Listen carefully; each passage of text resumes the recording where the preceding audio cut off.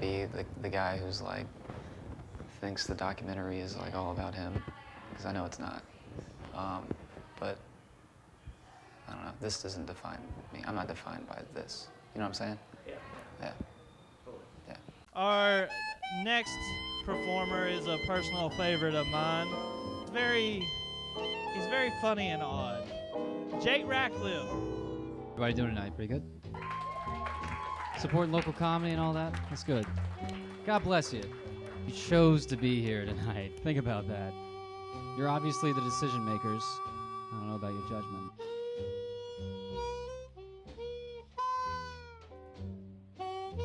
Hey, white people, right?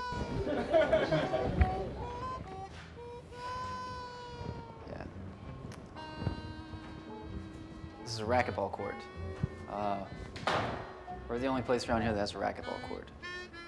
And I always say, if a place doesn't have a racquetball court, I don't want to live there. I got up here tonight because I wanted to show off my outfit. This is the look I'm going for now. I call it nondescript. You can also call it the serial killer or the accountant on his day off. This is Fitness Center, state-of-the-art fitness center.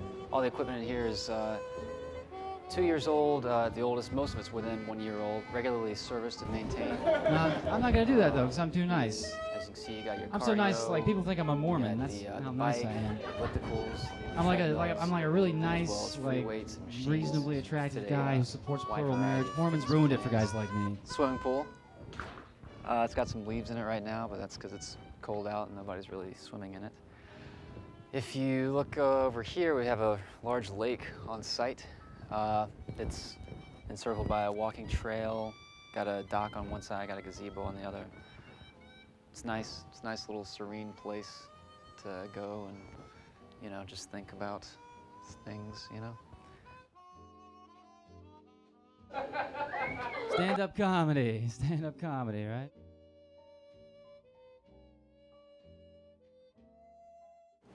She was talking about that, like how men dress like boys, like wearing like shorts and t-shirts everywhere.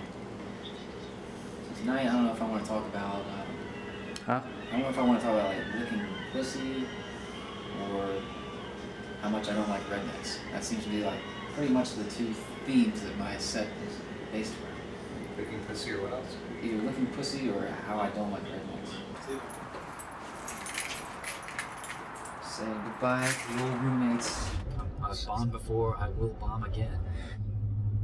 I mean, I know that's just part of the game. I kind of enjoy that feeling of hitting rock bottom, Like, I felt like, okay, this is...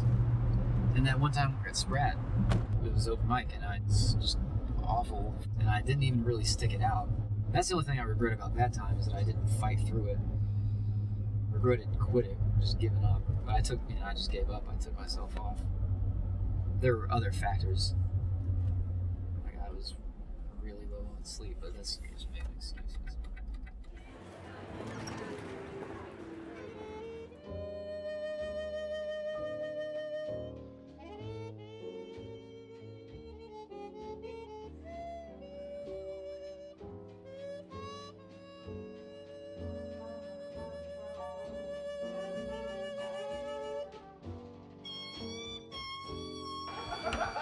You know when you're watching a movie and you're just masturbating crazily through the whole thing?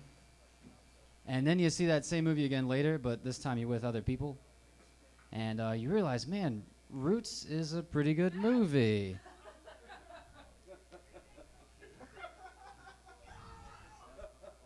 That's not racist, though. I don't think. That's not because I didn't particularly enjoy the movie. I just masturbated to it. So that's not bad. I'm not a racist. It's just that racism makes me come. Hey, have a good night, everybody. You guys have been lovely.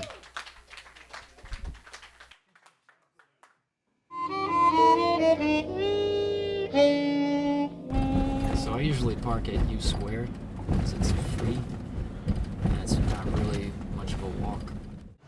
When I first started doing it, which I'm still kind of in that phase where I first started, but I wanted to mess around with limits as far as like moral stuff, and I wanted to see like how bad can I be without while still being funny. I feel like we all have like sort of like things that we find funny to talk about, and that's sort of like what makes us comedians, and that sort of dictates what we talk about. So like certain people find making people uncomfortable about like sex issues or race issues funny. Like your comedic sensibilities and the comedic sensibilities of the audience kind of make like a Venn diagram. And I think a good comedian kind of tries to win over the circle of the audience entirely into their circle, and sometimes that can't happen. So just the important thing is to be funny. So like, as offensive as you want to be, you kind of got to be at least like an inch funnier. Yeah. No, that makes perfect sense. When you said the Venn diagram, so in Star Wars, they show the circle going, the Death Star going over Alderaan. Like, that's like the Venn diagrams coming together.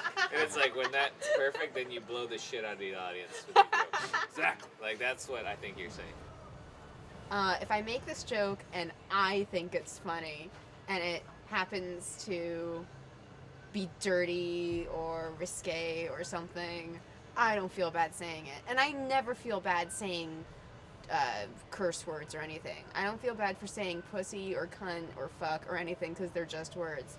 For me, it gets iffy if you're making for race jokes and like making fun of people jokes or murder and rape. Because in that case, if you're just making the joke because you wanna say, oh, rape, ha ha ha, it's so funny, or murder, ha ha ha, it's so funny, it's like, no, in reality, it's really not funny. Were you at the show at UNC? No. With the stage? Okay. There was a comedian on there, and this is sort of where I realized I do in fact have a line with comedy. The joke was basically, a woman says to him, I wouldn't sleep with you if we were the last two people on Earth. And he said, if we're the last two people on Earth, you're getting raped. Yeah. And I was kind of sitting in the audience going, Yeah. And I think I was offended because he made a rape joke and it wasn't funny. Yeah, I think if you make a rape joke, it has to have... It has to be It funny. has to work. Like, it has to have a meaning behind it. I'm not trying to do the craziest thing I can do. I just want to speak my mind. And if something comes out of my mouth that's not quite right, I'll feel horrible the next day and I'll reset. Right. But you guys think things get more offensive over time as society Gets dumber. Society gets more, more. Like we're getting to a really individualistic society. What does that individual feel? They might have a mom that has cancer, a retarded brother, or whatever. Do you really take into consideration everybody on an individual level, as opposed to just broad stroking the whole thing and not giving a fuck? They asked the creators of South Park if, what do you do when people tell you can't do that, that's too far, and you know that some people are not going to find it funny, and their response was, if you make sure that everybody finds a joke funny and it's not offensive to anybody, it's not going to end up being funny to anyone either. Mm-hmm. So it has to be offensive to some people. Some people have to not like it so that more people will think it's funny. So you can't please everybody. You can't please everybody, so don't bother, or else it's not going to work at all. I think the stage becomes an outlet for stuff that you wouldn't just say like at work or at a party, because you feel like you've got diplomatic immunity. I don't often talk about shit that I want to talk about because I am still worried about getting a laugh. So like, even if I feel a certain way about something, I have trouble saying it. Yeah. There's something weird about being separated from the group of people in the room.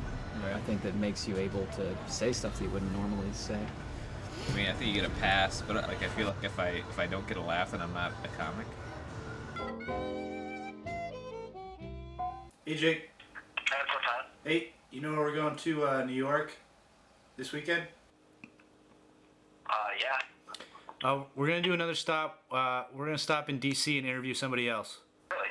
I don't want to tell you who it is because I want to film your response, but I can't tell you. It's pretty awesome. I'm really excited. He's been on Comedy Central. He's on Tosh.0. He's on Louis. Oh, Louis. Huh. I like all of those things. Huh. Is it Todd Berry? Todd Berry was on Louis just last night. Yeah. No, it's not. It's not Todd Berry. And it's not Sarah Silverman. Stop guessing. Huh. Hold on, I'm gonna Google it real quick. No, don't Google it. Don't Google it. It's gonna take a second. I'm just gonna. It's not Todd Glass, is it? Todd Glass. Oh man, I knew it. Todd Glass. No shit, dude. That is awesome. I know. I know. Please say hello to Todd Glass. I was in Philadelphia. I was doing a live remote, this station, Preston and Steve, WMMR. And we're doing a live remote at this thing called a Watermelon Festival. Now, there really is a Watermelon Festival. And it's basically a carnival, but they had a lot of watermelon seed spitting, the largest watermelon. We're halfway there, and one of the interns from the radio station gets lost on the way to the Watermelon Festival, pulls into a 7-Eleven to get directions, and starts driving towards a group of black people to get directions to a watermelon festival. And relax, everybody. It has nothing to do with being prejudiced. You don't pull. You have a little sensitivity. You don't pull up. Hey, how you doing? You know where the watermelon festival is, huh? Nothing, huh? Let me tell you something, people. I wouldn't ask black people directions to a watermelon festival if they had a watermelon festival T-shirt on from last year that said, "Ask me how to get to the watermelon festival." I'm like, no thanks. I'm going inside. Take it away, Cleto. Thank you, everybody.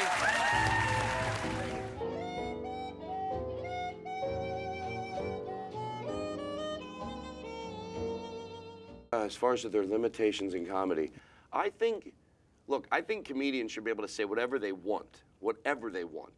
But if you just took that out of context, you don't hear what follows that up. But that doesn't mean people can't discuss how they feel about it. A lot of times I defend the comedian. He'll tell a joke, and the crowd goes, "Oh," I'm like, "No, that's a funny joke, you're not listening." But I don't think comedy gets a blanket acceptance because it's comedy. What? It's comedy. Right. Sometimes comedians do jokes, I go, "Nah, that was not a good, that was hateful. That was not, you're not using comedy for the good. You're spreading evil with your comedy. Right. You're doing what, your jokes on stage shouldn't be what any moron could tell. Just a sexist or racist or homophobic joke. Any fucking idiot could be at a bar saying something dumb and ignorant. You're up in front of a mic. You should be trying to do something better than them. I'm not going to be mortified by just the topic. If I hear the word 9/11, or if I hear the word Holocaust, or if I hear the word, whatever the word is, I'm not just tuning you out. Mm-hmm. So I'm listening just for the joke. So if I'm hearing your joke and then going, then it was meaner than it was funny. Yeah, but I could see how the average person would hear, go, "Nah, really? Everything? Nothing's off limits? Mm-hmm. Nothing's off limits." Mm-hmm. Popular actor and comedian Tracy Morgan's latest stand-up is blowing up into a major controversy and turning out to be no laughing matter. The comedian reportedly went on a vicious homophobic rant. A photographer, Kevin Rogers, was in the audience and posted on Facebook some of the things that Morgan reportedly said. To be clear, we don't have a full transcript of Morgan's remarks, but there is no way a woman could love and have sexual desire for another woman. That's just a woman pretending because she hates an effing man. He went on to say if his son was gay, he better come home and talk to him like a man and not, and here he mimicked gay in a high-pitched voice, or he would pull out a knife and stab that little N-word to death. I apologize to Kevin, the people that were at the show, for bumming him out. I want to apologize to my friends and my family and my fans and everyone in every community who are offended with this. I would never put limitations on what a comedian should say, but we have a right to react to it. That thing with Tracy Morgan, look, in all fairness, I didn't see the footage. But I would have to ask myself, if I saw the footage, was what he said worth saying? With what's going on right now in the world with, everything with, a lot of youth killing themselves, hey, and again, should he have been able to say it? Absolutely. I'm not sitting here. I try to be overly clear with that because that's what people say a lot. Oh, you can't say whatever you want. Now we're talking about it. I like to look at that in a different situation.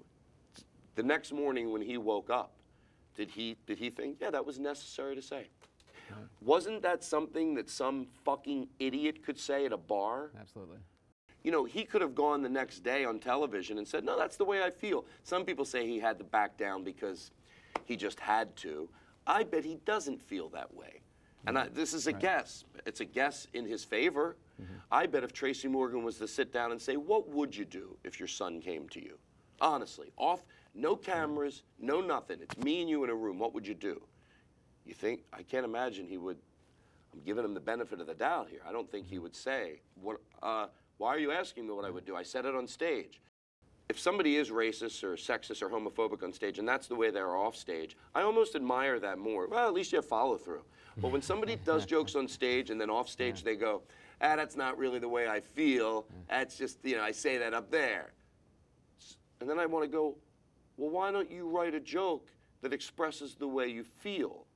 And I know the answer to that, because that'd be fucking hard. I can't imagine any good comedian that wouldn't want to express his real view up there. Any comedian that's not, he might not admit it or know it or be aware of it, but that's not, you're doing something fucking wrong.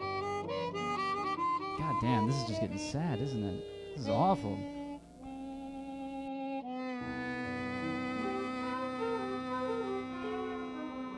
Stand-up comedy, right? It's no game for gentlemen.